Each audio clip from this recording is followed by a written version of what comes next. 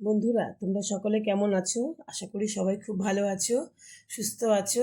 আজ আমি দেখো তোমাদের কাছে দই পটলের একটা রেসিপি শেয়ার করছি। এটা খেতে এত অসম্ভব স্বাদের হয়। যারা এভাবে রান্না করে খেয়েছো তারা তো জানোই। তবে অনেকে অনেক রকমভাবে করে, আমি কিভাবে করি সেটা তোমাদেরকে আমি আজকে দেখাবো। আর তোমরা দেখতে থাকো আমি কিভাবে এটা তৈরি করেছি। এই পটলগুলো আমি নিয়েছি, দেখো 8খানা পটল, খুব সুন্দর। এখানে 500 পটল আছে, খুব ভালো করে একদম ধুয়ে ঠুয়ে জল করে নিয়েছি। 2-3 বার ধুয়ে একটু ভিজিয়ে রেখেছিলাম, যেহেতু বাজার থেকে আনা জিনিস, তো আমি ভিজিয়ে রেখে ধুয়ে ঠুয়ে পরিষ্কার করে নিয়েছি। এবার আমি পুরো খোসাগুলোকে ছাড়িয়ে নেব। পুরো খোসাগুলোকে আমি ছাড়িয়ে আমি দই পটলটা তৈরি করব বন্ধুরা। পুরো খোসাগুলোকে আমি ছাড়িয়ে নিয়ে তারপরে তোমাদেরকে দেখাচ্ছি। একদম পরিষ্কার করে এরকমভাবে ছাড়িয়ে নেব। প্রত্যেকটা খোসা আমি ছাড়িয়ে নিয়েছি, দেখো। তারপরে মাথাগুলোকেও কেটে নেব। তোমাদের যদি এই রেসিপিটি ভালো লাগে বন্ধুরা, তাহলে তোমরা একটা লাইক দিও। আর তোমরা কিন্তু ছোট্ট করে একটা কমেন্ট করতে ভুলো না।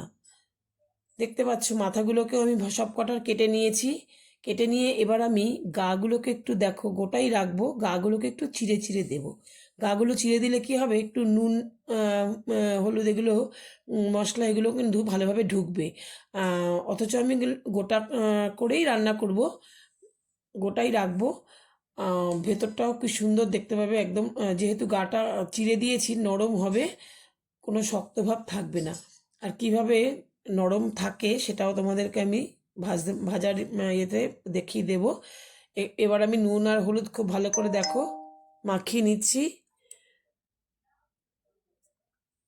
নুন হলুদটা খুব ভালো করে মাখিয়ে নিলাম যাতে নুনটা ভেতরে ঢুকে যায়।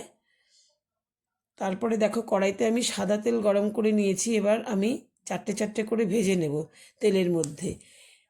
প্রথম অবস্থায় দেখো আঁচটা কিন্তু বাড়ানো ছিল, তারপরে আমি আঁচটা কমিয়ে দেব যাতে একদম বেশি লালচে না হয়ে যায়।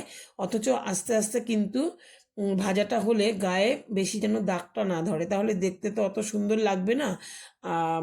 সেই জন্য কমিয়ে রাখলে কি হবে, পটলটা নরমও হবে, যেহেতু গাটা কাটা কেটে দেওয়া আছে, চিড়ে চিড়ে দেওয়া আছে, গা ভেতরটাও নরম হবে। আর তার সঙ্গে একটু ভাজা ভাজা, এই দেখো নরম হয়ে গেছে, ভাজাটা ভাজা ভাজা হয়ে গেছে, ভেতরটা নরম হয়ে গেছে। এরকমভাবেই আমি তুলে নেব। পরের চারটে আমি ভেজে নেব। আর চারটে যে রয়েছে সেই চারটে পটলে আমি কিন্তু তেলের মধ্যে দিয়ে ভেজে নিচ্ছি। এই চারটে পটল ভাজার পরে অনেকটাই তেল আছে, সেটা আমি একটু তুলে রাখবো। আর এদিকে দেখো মশলা হিসেবে নিয়েছি, দেখো 2টো পেঁয়াজ, রসুন, একটু আদা, কাঁচা লঙ্কা, আর নিয়েছি টক দই। আমি ওই পেঁয়াজ রসুন ওগুলোকে সব আমি বেটে নেব আলাদা আলাদা করে। আর এখানে আমি দেখো দইয়ের মধ্যে একটু নুন, একটু চিনি আর একটুখানি জিরের গুঁড়ো দিয়ে খুব ভালো করে ফেটিয়ে রাখবো দইটা।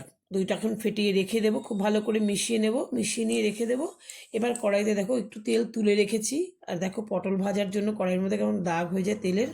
এবার একটু গোটা গরম মশলা ফোড়ন দিয়ে দিলাম, এলাচ, দারচিনি আর একটু জিরে, দেখো, এবার একটা শুকনো লঙ্কা, এগুলো দিয়ে একটু সামান্য একটু নাড়াচাড়া করে আঁচটাকে কিন্তু কমিয়েই রাখবো। তারপরে আমি এখানে প্রথমে রসুন বাটাটা দিয়ে দিলাম। 1 চামচ রসুন বাটা, ওই গ্রেট করে নিয়েছিলাম।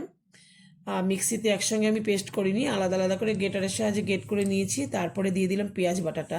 রসুনটা একটুখানি গন্ধ উঠলে পরে তারপরে, রসুন কিন্তু খুব বেশি বন্ধুরা দেবে না তোমরা, রসুনটা একটু অল্পই দিতে হবে। তার সঙ্গে সামান্য আদা দিয়ে দিলাম। পেঁয়াজটাই আমি 2খানা কুচিয়ে গ্রেট করে দিয়েছি, পেস্ট করে। আর তার সঙ্গে একটু কাঁচা লঙ্কা দিয়ে দিলাম, যে যেরকম ঝাল খাবে সেটা দেবে। আর একটা টমেটো আমি পেস্ট করে দিয়ে দিলাম।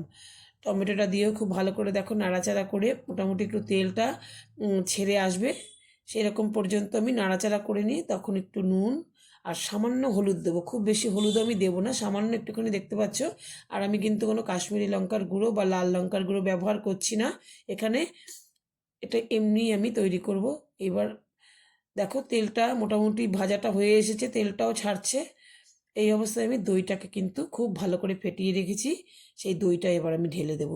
দইটা দিয়ে আমি কিছুক্ষণ আবার একটুখানি নাড়াচাড়া করে কষিয়ে নেব। যেহেতু এখানে জিরেটা দেওয়া আছে, তবে জিরেটা কিন্তু বন্ধুরা আমার একটু খালি কড়াইতে নেড়ে আমার ওই জিরেটাকে গুঁড়ো করা, ঘরে আমি এরকমভাবেই করে রাখি। এটা করে নিয়ে আমি পটলটাকে, ভাজা পটলগুলোকে এর মধ্যে দিয়ে দেবো। নতুন বন্ধুরা তোমরা যদি দেখে থাকো তাহলে কিন্তু তোমরা সাবস্ক্রাইব করে পাশে থেকো, তাহলে পরবর্তী ভিডিও আবার তোমরা আমি যা দেবো তোমরা দেখতে পাবে। এবার বাদবাকি এই বাটির মধ্যে যে দইয়ের বাটির মধ্যে একটু জল দিয়ে আমি দিয়ে দিলাম, আর আলাদা জল আমি দেবো না। কিছুক্ষণ ঢেকে রাখার পরে একটু ধনেপাতা দিয়ে নামিয়ে নিলাম, হয়ে গেল আমার।